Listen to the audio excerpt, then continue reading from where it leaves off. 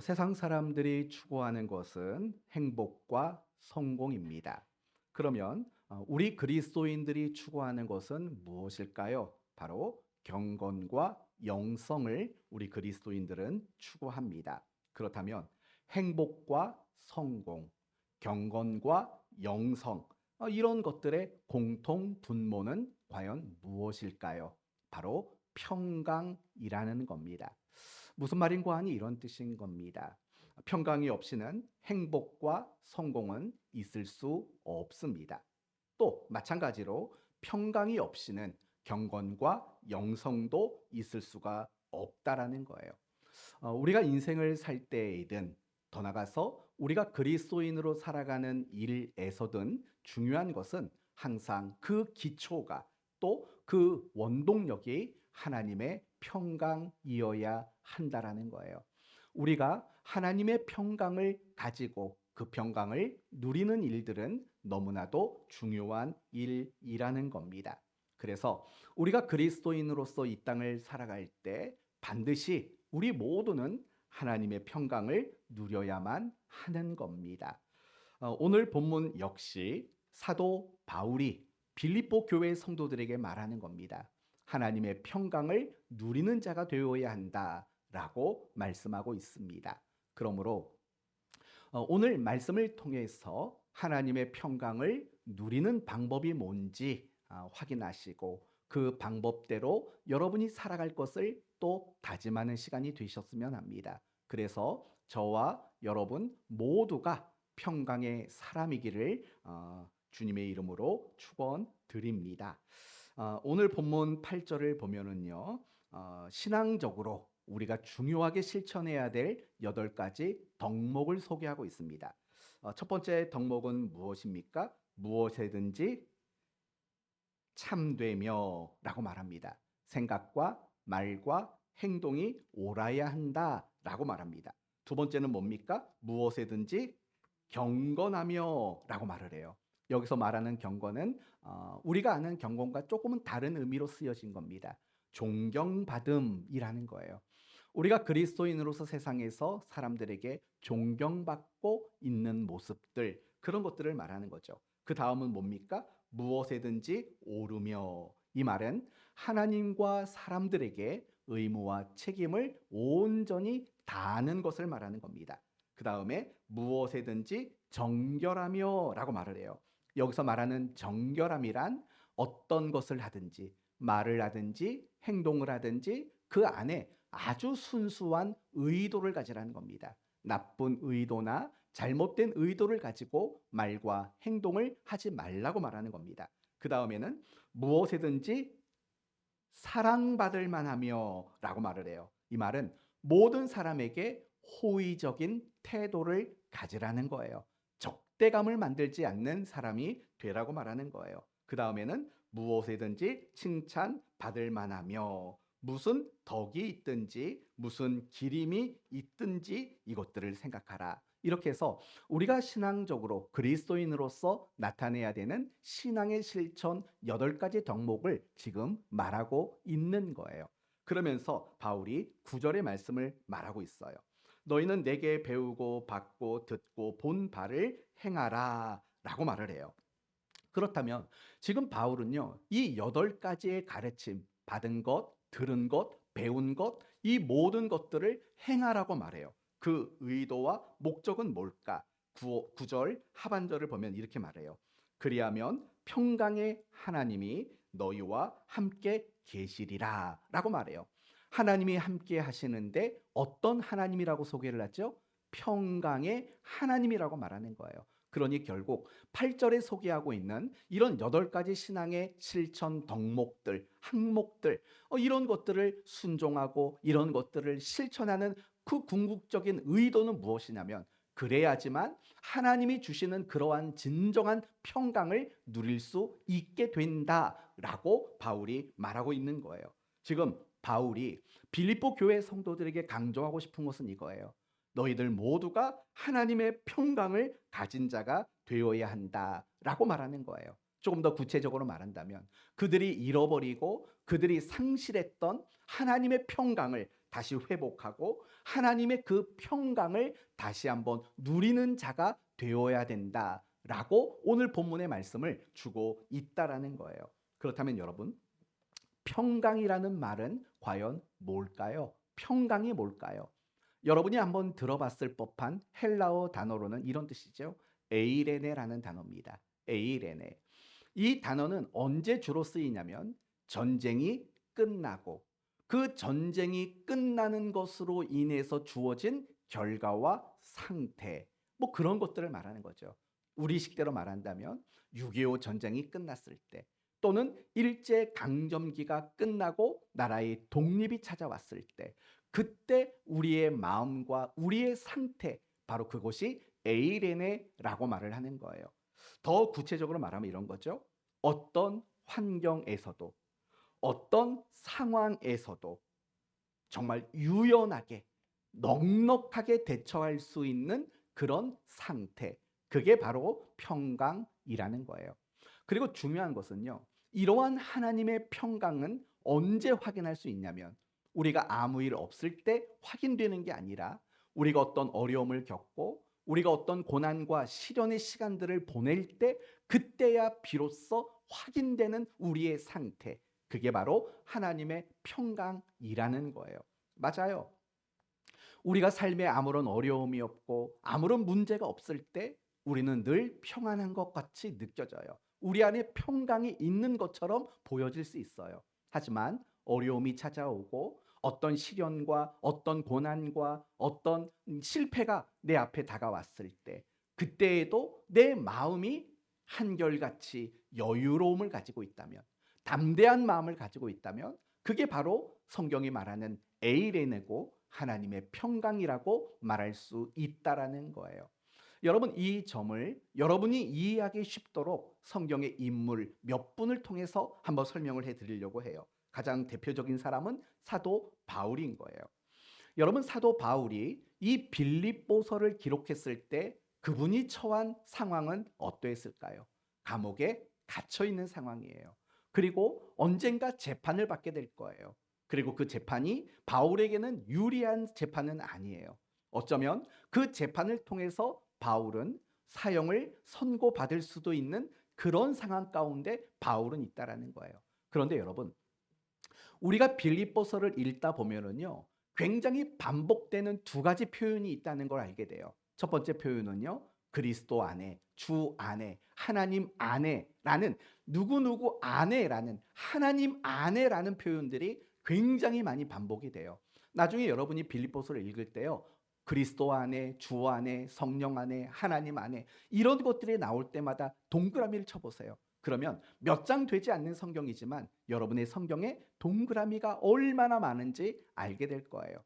그리고 또 하나 반복되고 강조되는 단어가 있어요. 그게 뭐냐면 바로 기쁨이라는 단어가 대단히 강조가 되고 있어요. 그래서 내가 다시 말하노니 너희는 기뻐하라, 나는 기뻐하고 또 기뻐하노라 라고, 이 빌립보서 안에는 이 기뻐하라는 메시지가 너무 많이 있다고요. 그럼 다시 한번 원점으로 돌아와 봅시다. 지금 바울의 처한 상황은 어떤 상황입니까? 감옥에 갇혀 있고 재판을 기다리고 있고 그 재판의 결과에 따라서 죽을 수도 있는 그런 상황이라는 거예요. 그런 바울이 지금 이야기하고 있는 것은 주 안에서의 기쁨들을 이야기하고 있다라는 거예요. 그게 바로 평강의 사람의 모습이라는 거예요. 만약에 우리가 이렇게 감옥에 억울하게 누명을 쓰고 감옥에 갇히고 재판이 앞두고 사형 선고든 아니면 어떤 형벌에 대한 선고를 앞두고 있다면 과연 우리는 기쁨을 이야기할 수 있을까요?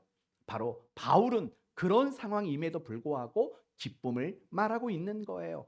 그게 바로 평강이라는 상태를 말하고 있어요.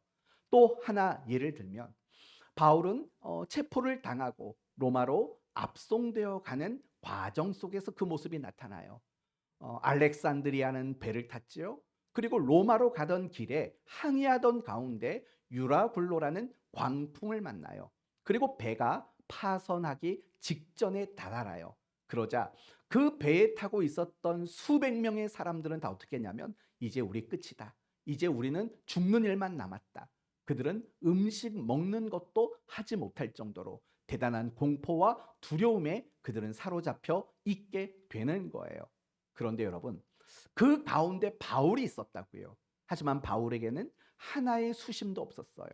하나의 어떤 두려워하는 모습도 없었어요. 도리어 바울은 배에서 식음을 전폐하고 떨고 있는 사람들에게 말하지요. 걱정하지 마라. 우리 중에 한 사람도 죽을 사람 없다. 음식을 먹어라. 라고 평안을 권고하는 그런 바울의 모습이 소개가 됩니다. 그게 바로 평강의 사람이라는 거예요.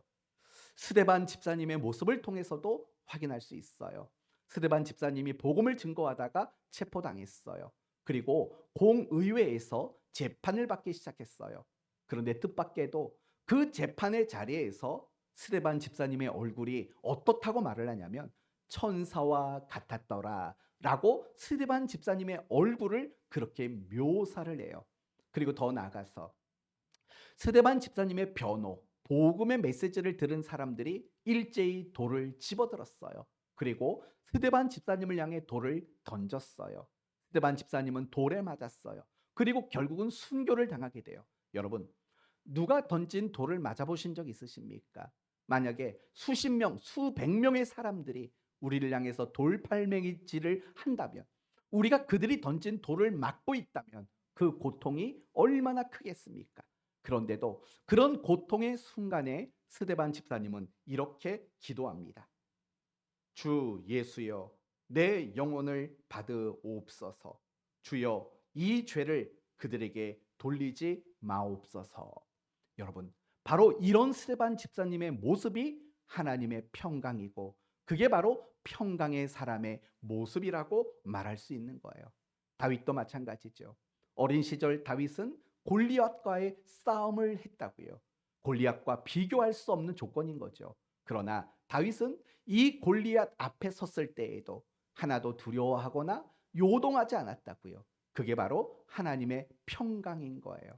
여러분이 잘 아시는 다니엘과 그 친구들을 보세요. 신앙의 이유로 풀무불에 던져질 상황에 놓이고 신앙이라는 이유로 사자굴에 던져지게 되는 상황에 놓여 있지 않습니까?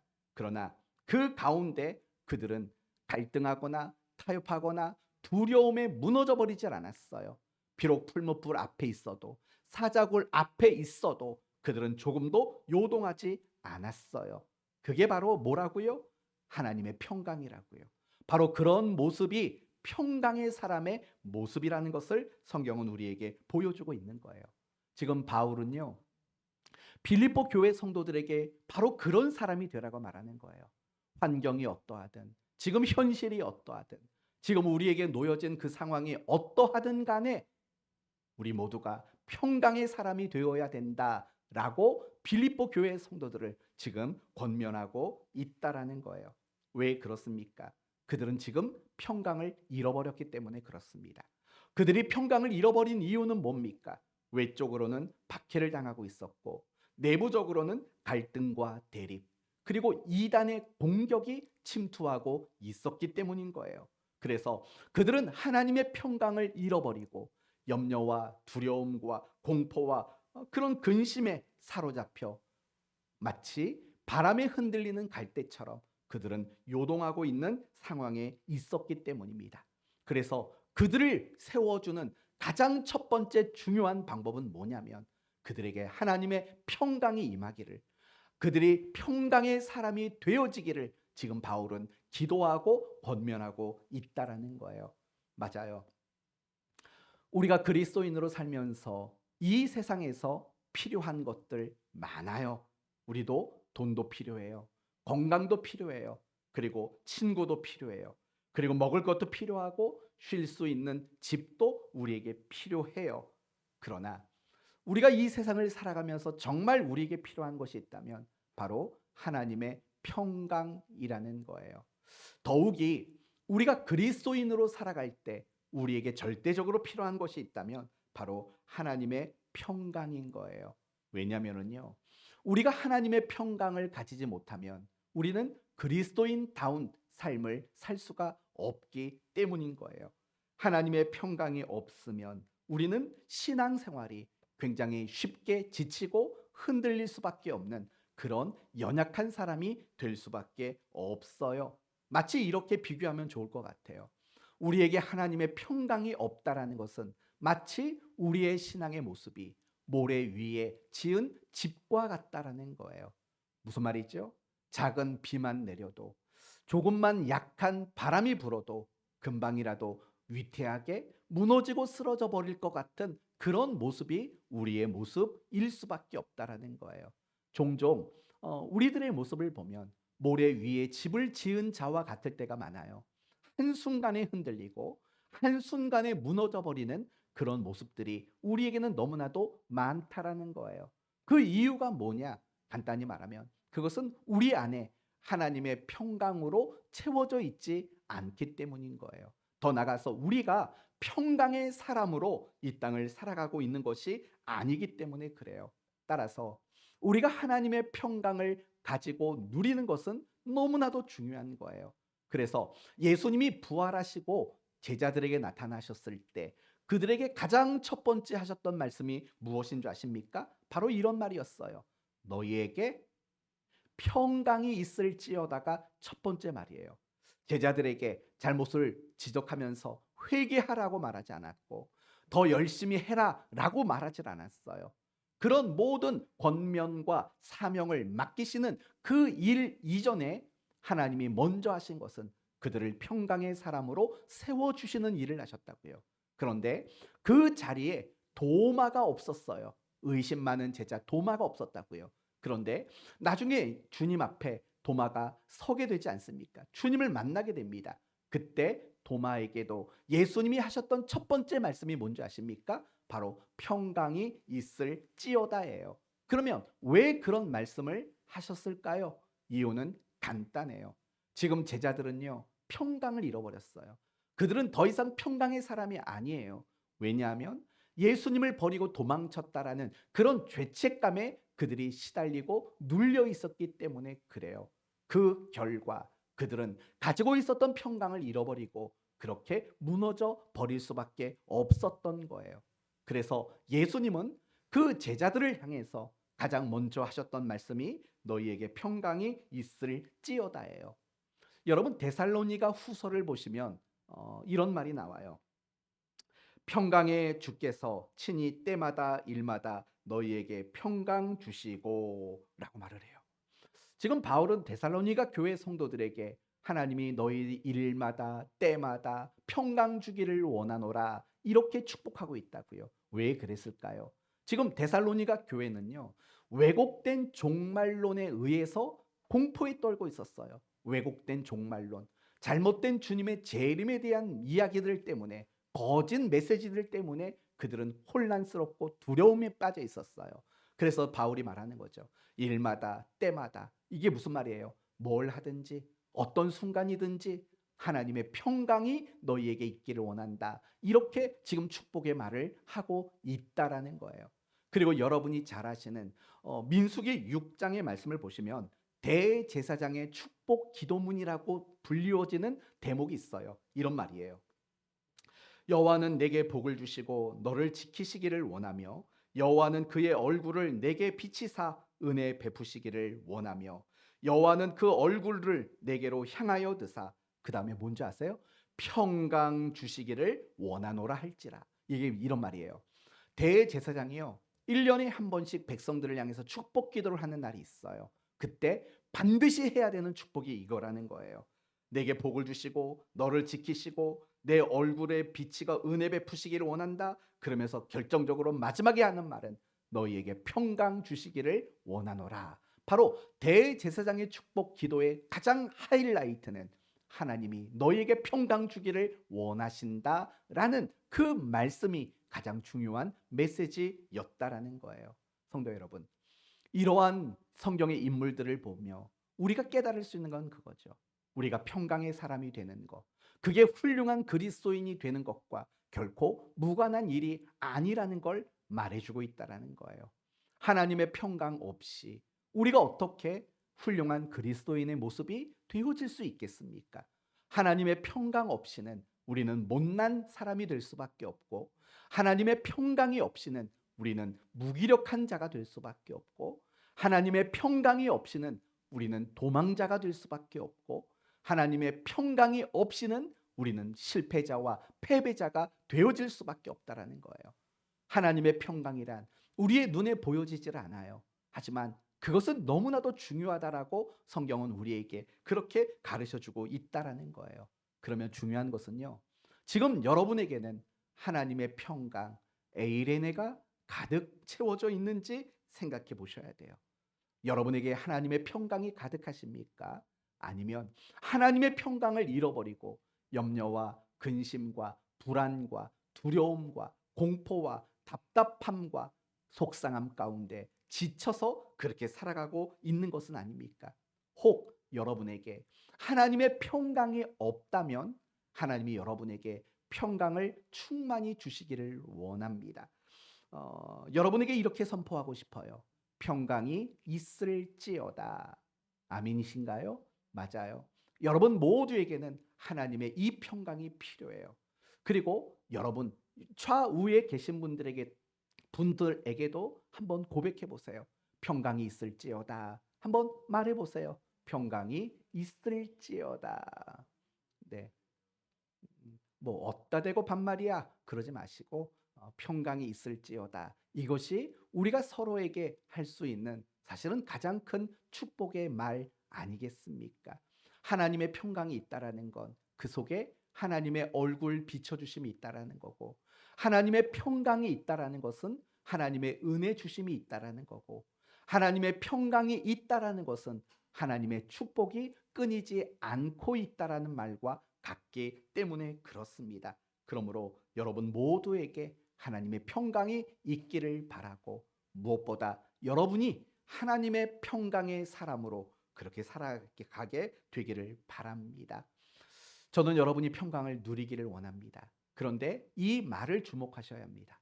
저는 여러분에게 평강을 가지라고 말하지 않았습니다. 저는 여러분에게 평강을 누리라고 말했습니다. 그 의도가 뭔지 아십니까? 사실은 우리 모든 그리스도인들, 예수를 믿는 모든 그리스도인들에게는 이미 하나님의 평강이 주어졌기 때문에 그렇습니다. 단지 우리가 이미 부여받은, 이미 우리에게 허락된 그 평강을 누리지 못하는 순간들이 많기 때문인 것입니다. 그렇다면 이제 가장 중요한 이야기로 넘어가 봅시다. 우리가 이미 받은 이 하나님의 평강을 누리며 사는 방법은 과연 뭘까라는 거죠. 다시 9절 말씀을 보셨으면 좋겠어요. 9절 보시면 너희는 내게 배우고 받고 듣고 본 바를 행하라. 그리하면 평강의 하나님이 라고 말을 해요. 그러면 배우고 듣고 본 바는 뭐예요? 바로 8절을 말하는 거죠. 무엇이든 참되고 무엇이든 경건하고 무엇이든 오르며 무엇이든 정결하며 무엇이든 사랑받을 만하며 무엇이든 칭찬받을 만하며 무슨 덕이든 무슨 기림이든 이런 것들이 빌립보 교회 성도들이 바울에게 배우고 듣고 본 바 아닙니까? 이런 것들에 순종하라는 거예요. 그러면 하나님의 평강이 온대요. 여러분, 이게 바로 오늘 말씀의 답인 거예요. 우리가 하나님의 평강을 약속받았고 하나님의 평강을 보장받은 사람들이에요. 하지만 안타깝게도 우리가 그 평강을 누리지를 못하는 거예요. 마치 이런 것과 같아요. 여러분의 통장에 1억이 있다고 쳐봅시다. 그런데 그 통장의 비밀번호를 몰라요. 그러면 우리는 내 통장에 1억이 있지만 비밀번호를 몰라서 그 돈을 찾아서 쓰지 못하는 것과 똑같다라는 거예요. 이미 하나님은요, 우리의 전 인생 안에 평강으로 가득 채워놔 주신 거예요. 우리 인생이라는 통장 안에, 우리의 신앙이라는 통장 안에 평강을 가득 채워 주셨어요. 그런데 우리가 이 평강을 찾아다가 누리려면 비밀번호를 눌러야 되는 거예요. 그 비밀번호를 모르는 거예요. 그리고 오늘 본문은 이 하나님의 평강을 누리는 그 비밀번호로 우리에게 무엇을 말씀하고 있냐면 바로 순종이라는 것을 말하고 있어요. 내게 배우고 받고 듣고 본 바를 행하라. 그리하면 평강의 하나님이 라고 말을 하는 거예요. 사랑하는 성도 여러분, 인간은 처음부터 하나님의 평강 가운데 살아가도록 지음받은 사람이에요. 인간은요, 처음부터 평강의 사람으로 존재했어요.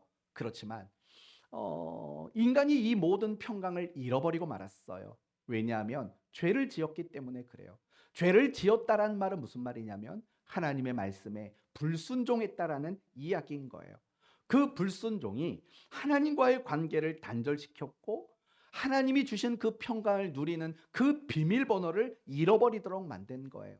그래서 아담과 하와가 범죄한 이후에 모든 인간들은 이 하나님의 평강을 누리는 그 방법을 잃어버리고 만 거예요. 더 이상 그 평강을 누릴 수 없게 된 거예요. 그래서 예수님이 이 땅에 오셨죠. 십자가에서 죽으시고 부활하셨어요. 우리의 죄의 문제, 특히 우리가 불순종했던 그 불순종의 문제를 해결하셨어요. 그래서 로마서는 이 부분을 어떻게 설명하냐면 한 사람의 불순종으로 죄가 왔고 한 사람의 순종으로 세상에 의가 왔다라고 로마서는 우리에게 그렇게 가르쳐 주는 거예요. 아담과 하와, 인간의 첫 대표자가 그렇게 불순종해서 평강을 잃어버린 거예요.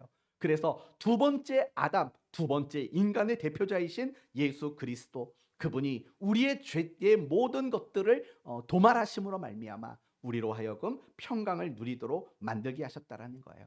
그래서요, 예수님이 이 땅에 태어나신 날 천사들의 찬송의 메시지가 뭔지 아십니까? 이런 거예요.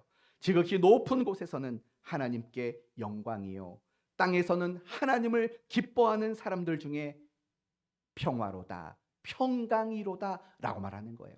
예수님이 이 땅에 태어나신 그 사건은 평강의 사건이다 라고 이야기하는 거예요. 그리고 아까 말씀드린 것처럼 예수님이 부활하신 이후에 제자들에게 하셨던 첫 번째 말씀도 바로 그 평강이에요. 왜냐하면 예수님의 죽음과 부활 없이는 어느 누구에게도 진정한 평강은 없었기 때문이에요. 왜냐하면 인간의 그 불순종이라는 죄의 문제를 해결할 수 있는 어떤 사람도 존재하지 않았기 때문인 거예요. 이것이 결론이에요. 우리가 하나님의 평강을 누리는 비결은 다른 게 아니에요. 하나님의 말씀에 순종하는 것이 바로 평강을 누리는 비결인 거예요. 이 말을 역으로 뒤집어서 말하면 이런 말이 되는 거죠. 우리가 하나님의 평강을 누리지 못하는 이유, 그것은 결국은 우리가 순종의 문제에 어떤 문제점이 있기 때문이라는 거예요. 우리가 하나님의 말씀에 순종하지 않는 무엇인가가 있기 때문에 우리는 하나님의 평강을 누릴 수 없게 된다라는 거예요. 그런 거예요. 그래서 오늘 본문의 바울은 그렇게 말하는 거예요. 무엇이든지 하면서 8가지 실천의 항목을 이야기하면서 이것에 순종해라. 그러면 하나님의 평강을 누릴 수 있다라고 이야기하고 있는 거예요. 그런데 오늘 본문 8절을 조금 더 여러분이 유심히 살펴볼 게 있어요. 뭐냐면 여러분 이런 생각 들지 않으세요? 우리가 언젠가 고린도전서 13장 강해를 할 때 바울은 사랑을 몇 가지로 정의를 내렸죠? 15가지로 정의를 내렸어요. 그러면서 제가 여러분에게 무슨 질문을 했냐면 정말 사랑을 실천하는 방법이 15가지밖에 없습니까? 라고 되물은 적이 있어요. 그럼 오늘 본문도 같은 방식으로 한번 생각해 보자는 거예요. 지금 바울은요, 이 모든 이것들을 행하라 라고 말하면서 8가지 덕목을 이야기를 했다고요. 그러면 정말 우리가 순종해야 될 덕목이 이 8가지밖에 없을까요? 사실은 그렇지 않다라는 거예요. 그러면 도대체 바울이 이 8가지를 이야기하면서 말하려고 하는 순종과 연관해서 바울은 지금 무엇을 말하려고 하는가를 한번 생각해 보자고요. 그러면 이걸 생각하시려면은요, 뭐부터 생각해야 되냐면 지금 바울이 빌립보 교회 성도들을 향해서 권면을 하게 하는 건데 이 권면의 이야기가 어디서부터 시작이 되는지를 찾아봐야 돼요. 그러면 빌립보서 2장 1절이라는 것을 보게 돼요. 빌립보서 1장 1절에서 30절, 그러니까 1장 전체는 뭐냐면 바울이 자신에 대한 이야기를 하는 거예요. 자신에 대한 이야기를 해요. 그러면서 2장으로 넘어가면서부터는요, 바울이 빌립보 교회 성도들을 향해서 권면하는 내용이 시작이 되고 있는 거예요. 그래서 2장 1절을 보면 그러므로 라고 시작이 되는 거예요. 이미 앞에서 자기 이야기와 어떤 신학적 이야기, 교리적 이야기를 마치고 이제 2장 1절부터는 그러면 어떻게 살 것인가에 대한 권면이 시작이 되고 있는 거예요. 여러분 2장 1절부터 한번 보세요. 2장 1절부터 한번 4절까지 한번 읽어볼까요? 4절까지 2장 1절에서 4절까지 한번 읽어보세요. 같이 읽어봅시다. 그러므로 그리스도 안에 무슨 권면이나 사랑의 무슨 위로나 성령의 무슨 교제나 긍휼이나 자비가 있거든 마음을 같이하여 같은 사랑을 가지고 뜻을 합하여 한 마음을 품어 아무 일에든지 다툼이나 허영으로 하지 말고 오직 겸손한 마음으로 각각 자기보다 남을 낮게 여기고 각각 자기 일을 돌아볼 뿐더러 또한 각각 다른 사람들의 일을 돌아보아 나의 기쁨을 충만하게 하라. 이렇게 권면을 해요. 그러면서 5절을 보면 너희 안에 이 마음을 품으라 곧 그리스도 예수의 마음이니 이렇게 넘어간다고요. 무슨 말이냐면 예수 그리스도의 마음을 품고 권면, 사랑, 위로, 교제, 긍휼, 자비, 겸손, 섬김 이런 것들을 행하라 라고 말을 하고 있는 거예요. 여기서 여러분이 생각할 건 그게요. 지금 바울은 2장 1절에서 4절까지 이거 실천해라 라고 말하고 있지 않습니까? 그러면 어디에서 이것을 실천하라고 말하는지를 생각해 보세요. 어디에서 이걸 실천하라고 말할까요? 오늘 본문 2장 2절을 보시면 마음을 같이하여 같은 사랑을 가지고 뜻을 합하여 한 마음으로 품어. 한 마음을 품으래요. 여러분 이건 어디에 해당되는 걸까요? 신앙 공동체, 교회 공동체를 해당되는 이야기라는 거예요.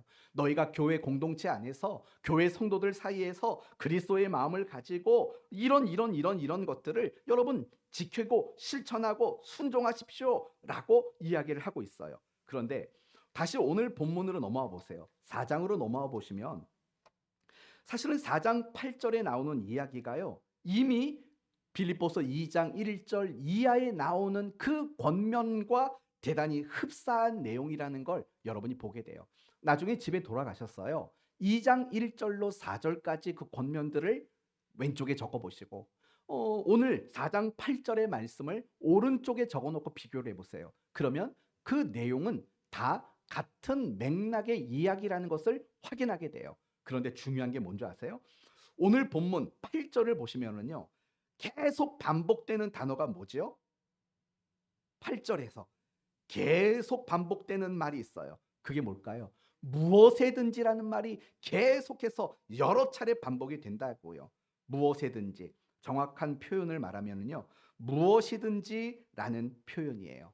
더 정확히 말하면 어떤 사람에게든지 어떤 자리에서든지 어떤 상황에서든지 이런 것들을 실천하라 라고 말하는 거예요.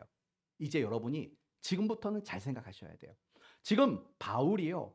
2장 1절 이하나 또는 4장 8절 이하에 나오는 권면의 내용들은 비슷하다고 말했어요. 그러면 여러분의 기억을 떠올려 보세요. 2장 1절 이하에 나오는 그 실천적인 내용들은 어디에 해당되는 내용이죠? 신앙 공동체 안에서, 교회 안에서 해당되는 내용들이에요. 그러나 이 4장 8절에 나오는 이야기들은요. 그 범위를 넘어서고 있다는 거예요. 처음에 말한 2장 1절 이하는 교회 안에서 이런 것들을 실천하라예요. 그렇지만 4장 8절은 무엇이냐면 누구에게나 어디에서나 무슨 일을 하든지 이렇게 확장되고 있다라는 거예요. 한마디로 말하면 내용은 흡사하지만 차이점이 있다면 그 대상과 한계가 다르다라는 거예요. 빌립보서 2장은 교회 안의 이야기라면 빌립보서 4장의 권면은 교회를 넘어서 박해자들 그 모든 대상과 그 모든 관계 안에 실천되어져야 할 권면 이렇게 말하고 있다라는 거예요. 이 부분을 조금만 다르게 말할게요. 빌립보서 2장의 권면은요. 누구나 당연하게 받아들일 권면인 거예요. 누구나 당연하게 받아들이는 거예요. 여러분 가운데 2장 2절 3절부터면 다투지 마. 허영으로 하지 마. 겸손해. 남을 높여줘. 남을 좀 돌봐줘. 여러분 이 말 싫어요. 거절하실 분 계세요. 할 수 있던지 없던지 간에 이 말씀들은요. 결국은 우리가 기꺼이 받아들일 수 있는 말인 거예요. 그러면 여러분 생각해 봐요. 오늘 본문 8절에 무엇이든지라는 말은 그랬죠. 어디에서든지 누구에게든지라고 말을 했어요. 어떤 상황에서든지라고 말을 했어요. 심지어는 박해자들에게도 이와 같아야 된다라고 말했어요. 그러면 여러분은 이 말을 받아들이기가 쉽습니까? 여러분은 이 말을 기꺼이 받아들여 내 마음에 담아 실천할 수 있는 그런 기쁜 마음이 드십니까? 사실은 그렇지 못하다라는 거예요. 이 부분을 이제 정리를 할게요. 하나님의 평강은 어디에서 오냐면요. 순종에서 와요. 그리고 또 더 강하게 말한다면 이거예요. 우리가 이해할 수 없고 우리가 받아들이기 부담스럽고 우리가 하기 어려운 그 순종에는 더 큰 하나님의 평강이 우리에게 찾아온다라는 거예요. 홍해 바다를 건너라. 받아들이기 어려워요, 상식적으로. 그러나 그 순종이 있었을 때 홍해 바다를 건너고 출애굽기 15장을 보시면 이스라엘 백성들의 그 영광스러운 찬송의 이야기가 나오지 않습니까? 그건 평강의 찬송이라고요. 더 나가서 여러분은 나만 장군의 이야기를 하지 않습니까? 요단강에 가서 7번 목욕을 해라. 이해할 수 없어요. 받아들이기 어려워요. 싫어요. 상식적으로 납득이 되지 않아요. 그러나 그 순종에는 엄청난 평강이 결과로 찾아오게 된 것을 알아요. 10명의 문둥병자들을 생각해 봐요. 고쳐주지도 않았어요. 그럼에도 불구하고 제사장에게 가서 몸을 보이래요. 그거는 이해할 수 없어요. 받아들일 수 없어요. 순종할 수 있는 용기가 안 생길 만한 것들이에요. 그러나 중요한 것은 그 큰 순종 앞에는 더 큰 평강의 결과가 주어졌다라는 것을 우리는 기억해야 되는 거예요. 오직 순종으로만 하나님의 평강은 누릴 수 있어요.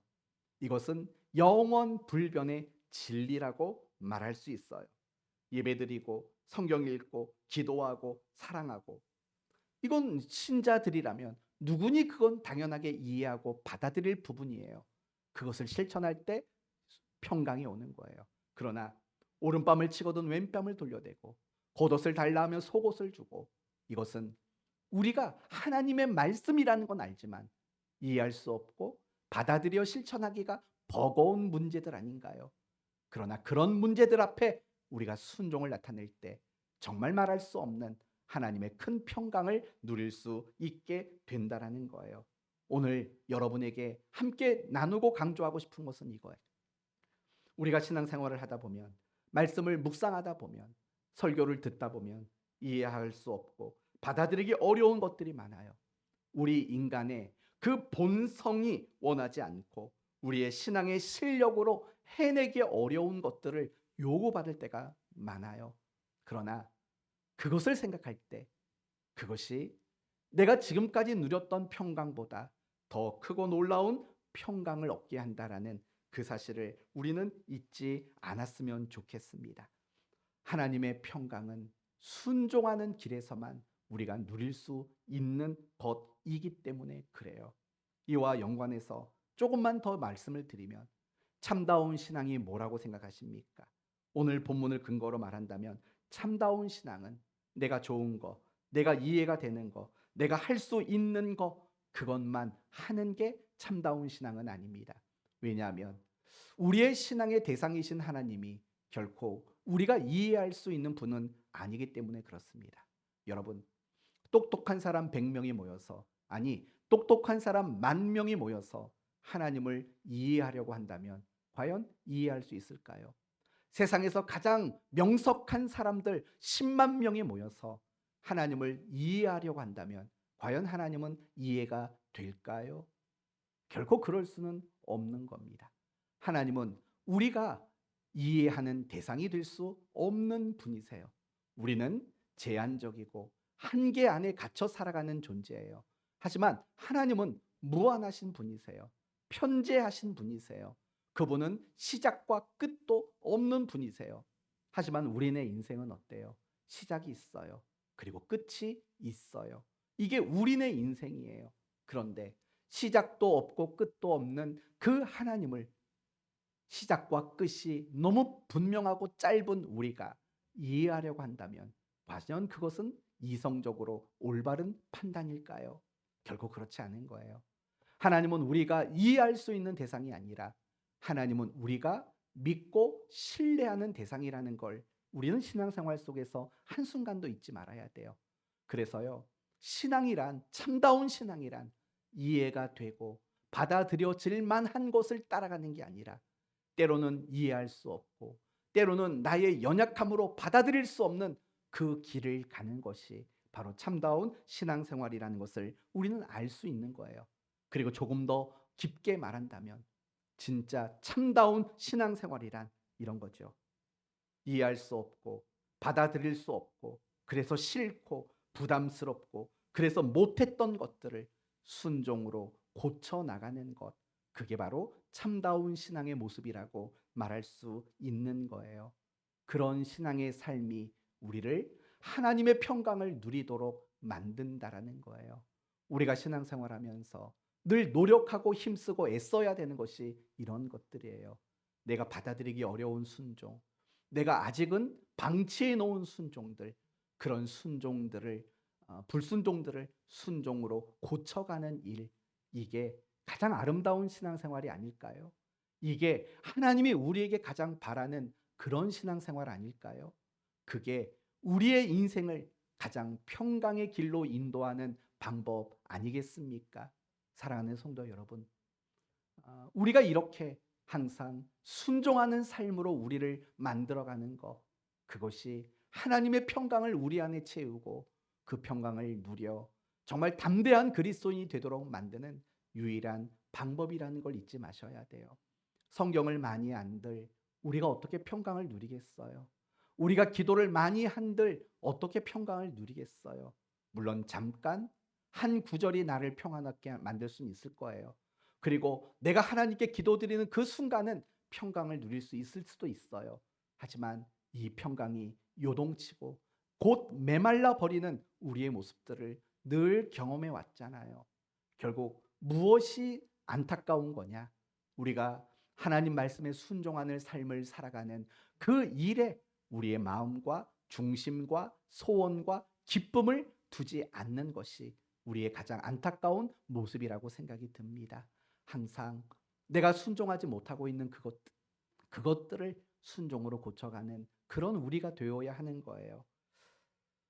축구의 경우에는요, 예를 들면 월드컵을 앞두면 국가대표팀이 여러 팀을 초대해서 평가전이라는 걸 해요. 물론 우리나라도 가끔씩 평가전을 할 때 약한 팀과 평가전을 해서 비난을 받은 적이 많아요. 왜 그러냐면요, 평가전은요, 적어도 우리보다 잘하는 팀과 하는 게 원칙이거든요. 그래야지만 우리 팀이 뭘 잘하고 우리 팀이 할 수 있는 게 뭐고 우리 팀이 못하는 게 뭔지가 파악이 되거든요. 그래야지 기량이 좋아지고 더 강한 팀이 될 수 있기 때문에 그래요. 공부를 열심히 잘하는 친구들도 그런 게 있어요. 오답 노트라는 걸 만들어요. 오답 노트. 뭐지요? 내가 틀린 문제들을 적어 놓고 그것만 집중해서 공부를 하는 거예요. 그러면 실력이 좋아질 수밖에 없어요. 어차피 내가 알고 내가 정답을 맞췄던 그 문제는 또 볼 필요가 없는 거잖아요. 그렇죠? 내가 틀린 문제, 내가 답을 모르는 그 문제를 놓고 더 열심히 집중하면 당연히 실력이 좋아지는 것은 너무나도 당연한 거라고 생각해요. 저는 여러분에게 이런 제안을 한번 하고 싶어요. 여러분의 신앙의 오답 노트를 한번 만들어 봤으면 좋겠어요. 내가 정말 순종이 안 되는 것들이 뭔지, 내가 신앙생활을 하면서 가장 안 되는 신앙의 내용들은 과연 뭔지, 이런 것들을 한번 적어봤으면 좋겠어요.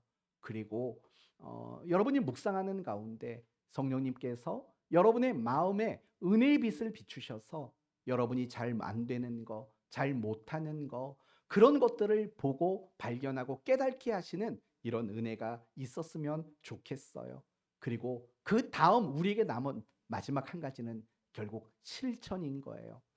우리가 아무리 신앙생활을 열심히 해도 잘 생각해 보면은요, 제일 못하는 건 결국 실천이라고 생각이 듭니다. 우리가 하나님 말씀에 실천하는 거, 하나님 말씀대로 순종하는 거, 이 부분이 어쩌면 우리의 가장 큰 오답 노트가 아닐까라는 생각이 들어요.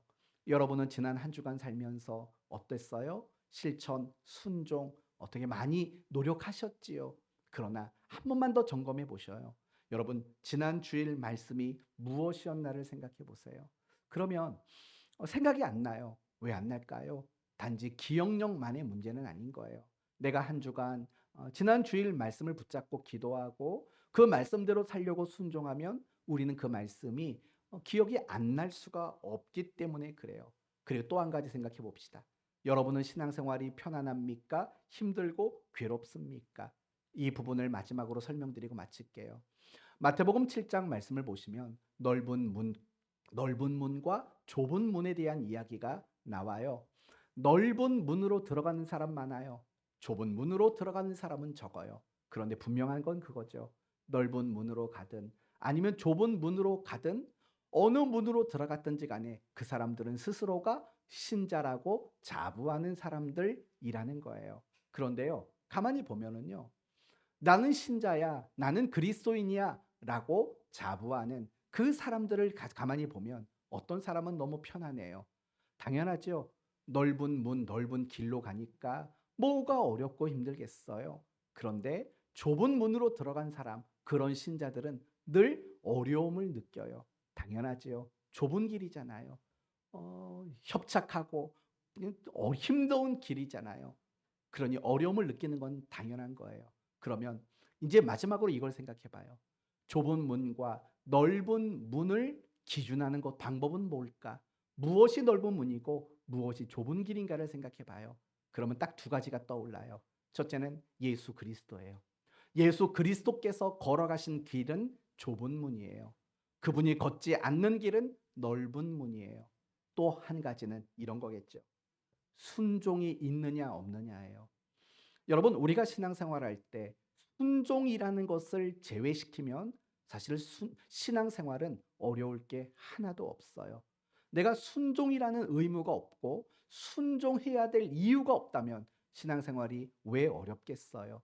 하지만 우리가 신앙생활을 하면서 어려움을 느끼고 때로는 나의 무기력함을 느끼는 이유가 뭐냐면 바로 순종이라는 항목을 품고 있기 때문에 그래요. 결국은 넓은 문이냐 좁은 문이냐의 중요한 기준은 순종과 실천에 있다라는 것을 우리는 발견하게 된다라는 거예요. 그럼 이제 여러분이 생각하시면 돼요.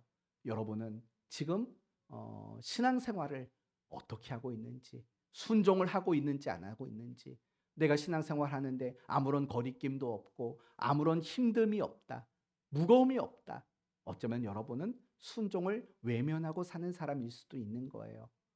이런 것들로 여러분이 실천하고 순종하는 삶을 살고 있는지를 확인해 보셨으면 좋겠어요. 그리고 이제는 결심했으면 좋겠어요. 하나님 말씀대로 내가 순종하며 살겠다라고 결심했으면 좋겠어요. 신앙의 길이란 이런 길이죠.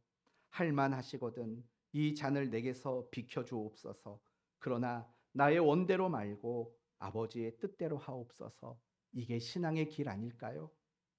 나의 하나님, 어찌하여 나를 버리셨나이까? 이게 신앙의 길 아닐까요? 이 길 안에 진정한 평강이 놓여져 있다는 것을 우리는 잊지 말아야 되는 거예요. 그게 바로 순종의 길인 거예요. 우리가 이 길을 걷지 않으면, 넓은 길을 걸으면 우리는 하나님의 평강을 누리지 못하게 돼요. 오직 좁은 문, 좁은 길, 그 길을 걷는 사람들에게만 하나님의 평강을 얻을 수 있고 그런 사람만 평강의 사람이 될 수 있는 거예요. 말씀을 마치겠습니다. 하나님은 우리 믿는 모든 사람들에게 평강을 선물로 주셨습니다. 이 선물 안 받은 성도들 없습니다.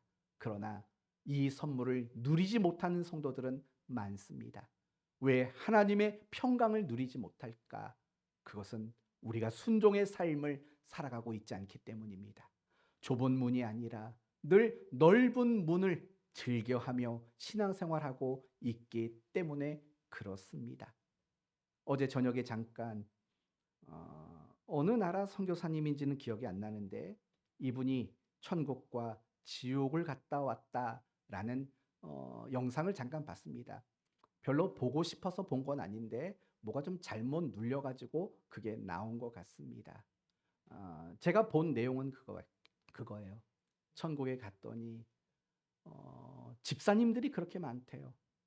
그리고 눈을 크게 뜨고 봤더니 목사님들이 그렇게 많대요. 저는 사실은 그런 간증들은 받아들이지 않습니다. 그건 개인의 어떤 그냥 의견이라고만 저는 생각을 해요. 그거 듣고 너무 좋아라 하지도 마시고 그런 거 듣고 너무 무서워하지도 않았으면 좋겠어요. 제가 이 말씀을 드리는 이유는 뭐냐면요. 우리가 신앙을 가지고 있다고 해서 우리가 직분을 가지고 있다고 해서 이 평강을 무조건 누리는 건 아니라는 걸 말씀드리는 거예요. 오로지 순종하는 사람만이 평강을 누릴 수 있게 되는 거예요. 그래서 우리의 남은 인생이 불순종을 순종으로 고쳐나가는 이런 참다운 신앙생활을 우리 모두가 함께 잘해갔으면 좋겠습니다. 그래서 평강을 누리고 여러분 모두가 무엇을 하든지 어디에 있든지 언제든지 평강의 사람이기를 예수님 이름으로 축원드립니다. 아멘.